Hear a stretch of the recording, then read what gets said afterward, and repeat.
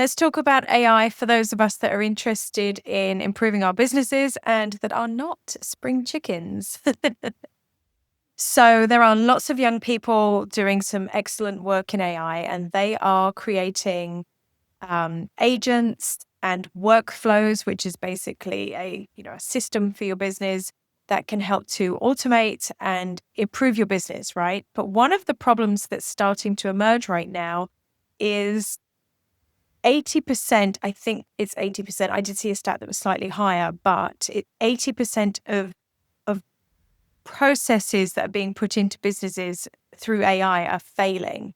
And I believe the reason for that is that we have subscription models that businesses are using, which is great. But you have a subscription model, and then you have some other AI tools, and they're all in the business, but they're not necessarily speaking to each other. And this reminds me, I was thinking back to when I had a very busy service business, and I was thinking through what it would be like for me today if I still had that business to be integrating all of the tools together. So I had the same problem back then that people have now. So we were digital, we were using technology, just wasn't AI. Everything was in the cloud.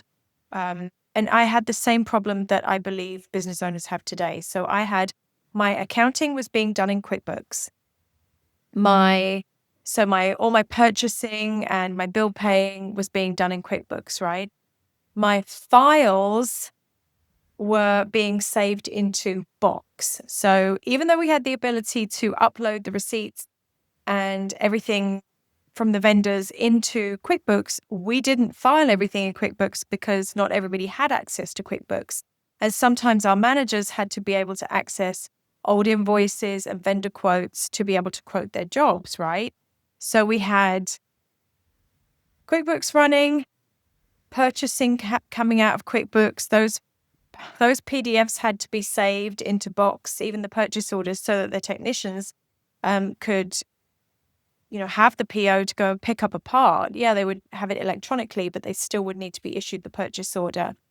I think we did eventually just issue them the PO number, but again, that file still had to be downloaded and put in Box. Then from there, so we had accounting and a lot of the office working in QuickBooks.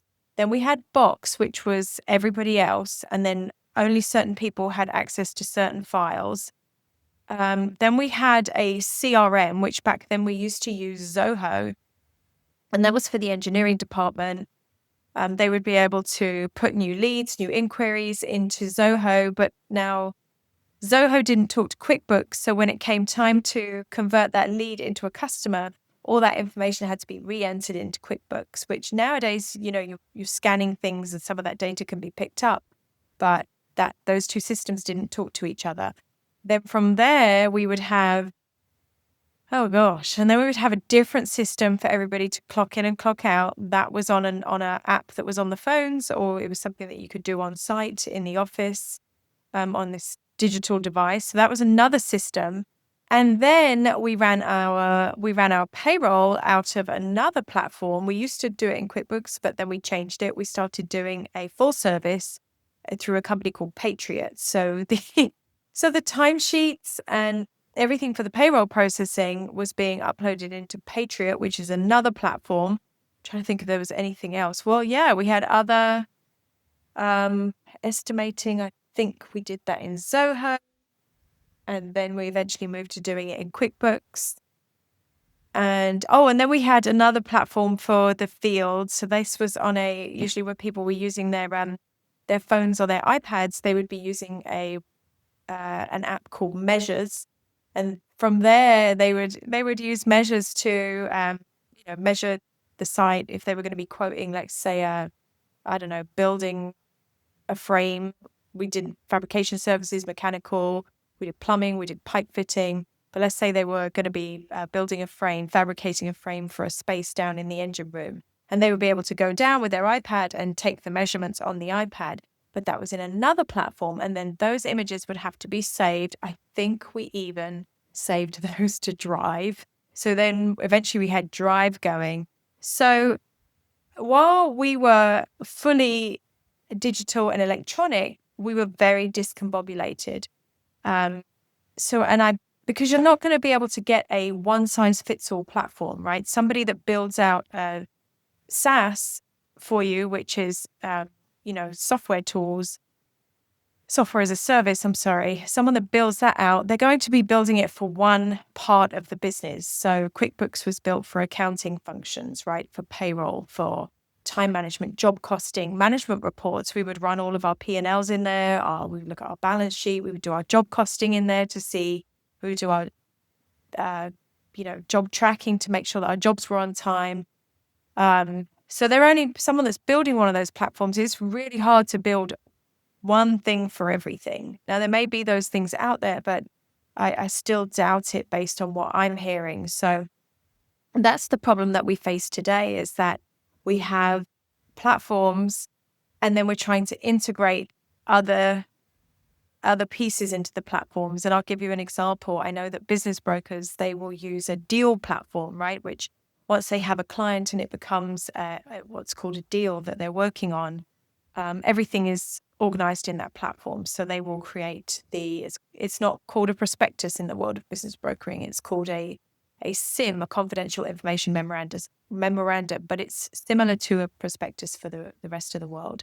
They will create that in there. They will have the financials in there. They will have all of the business owners' information in there. Then they will be able to give buyers of the business, because they're selling businesses, they'll be able to give them access to certain information, and then they'll be able to, buyers can actually ask questions in there, which a lot of times buyers don't use. They still go back to email. So there are parts of even though it can be all inclusive, unless everybody uses it the same way, you're still going to have that disconnect. So that's what I wanted to talk about in this video. If you have a business and you're feeling overwhelmed, because we are starting to hear things now about a lot of these things breaking, because you have a subscription platform and then you're trying to integrate in these other tools, and developers can do that for you. Let's say lead generation or follow-up, or having your calls answered by a digital receptionist, and then having the schedule being created by the digital receptionist. But that workflow going all the way through from wherever you start to prospecting, sending out emails, all the way through to delivery, completion, and billing is a really difficult thing to get seamless at the moment. And what I would recommend is that you do an internal review of your operations. So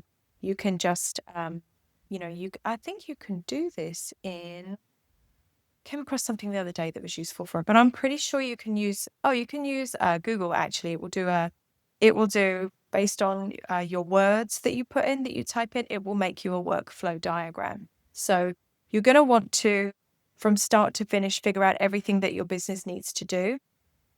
And then from there, you can start looking at what types of AI tools need to be in place. And you really want to try to keep this simple. So if you would like help with that, you can certainly send me a message. That is something that I can help you with, but that's not the purpose of the video. I'll just have to give myself a shameless plug because I can help you with it. My team and I can help you. But I'm hearing the frustration. I'm seeing that things are breaking, and I think that that's causing business owners to be very skeptical. And there are developers that are very hard at work trying to build really good workflows for business owners. But we have to think about it from their perspective. They've never actually been in the whole business, right? They may be somebody that has developed AI for a piece of the business, but they're not privy to going into the operations and being able to see what needs to happen in every single area. And I know that I remember for our team, when I had my service business, it was frustrating for them to have so many different places because, and we even had, recruiting. That was another subscription platform. We used, I can't remember what we used, but it was online and it was great. It was an applicant tracking system. That's right. But whatever brand, they all pretty much do similar things. So it was a great tool for the recruiting team, but like the office manager, she was never in there. I mean, she could go in there. She was the office manager, but she just didn't go in there because she spent most of her time in QuickBooks, in Box, and you can end up with organized chaos on your hands. So that's what I would recommend for you if you do have a business at this time. Go ahead and do an operations review, lean on Google, tell it what you're doing, and get a workflow together, and then sit down with your team and see what can you guys do yourselves? What can you set up yourselves? Can you use tools like Google AI? Can you use ChatGPT?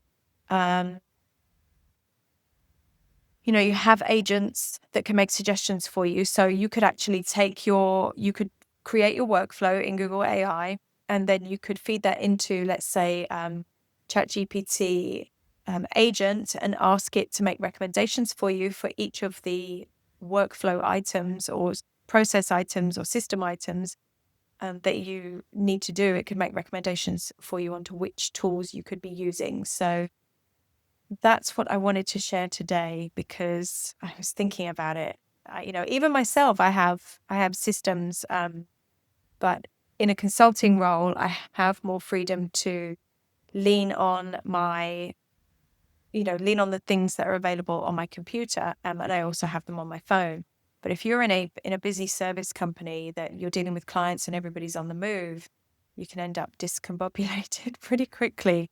So that's the word for the day, right? Discombobulated. Now, how do we get Humpty Dumpty put together? I think we have to start with the whole picture. I don't think you can start with just one thing, because what I found is that we had a system up and running for one team, and then another team was frustrated because they didn't. It was almost like the right hand didn't know what the left hand was doing, and that created a lot of kind of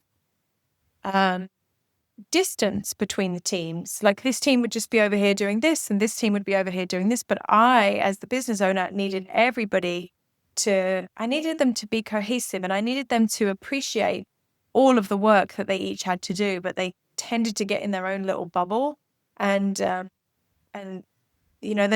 it took work to work through those kinks in weekly meetings, and probably it meant that we had to have too many meetings just to connect the dots.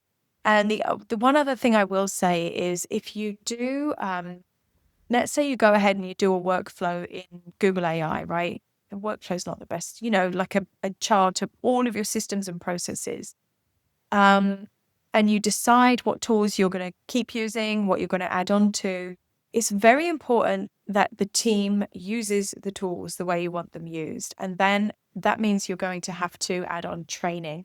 So training is going to be one of your areas, especially if you start to add in more AI. It doesn't mean that you won't have to do training. You're going to have to do a little bit more training, because I worked with a team in the last few years, and the person that owned that business, I was a consultant in that business with their team, and the person that owned that business wanted everybody doing everything the same, right? And they were paying money for, I think we used Podio, which is similar to Asana, and we used that for project management. Oh yeah, that's what we used in my engineering business too. But we were using Podio, and I think myself and one other person were the only ones using it.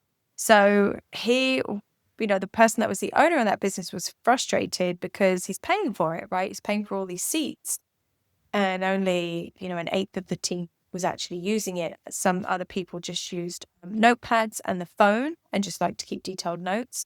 And somebody else, they just did it a completely different way also. So that's something you got to get.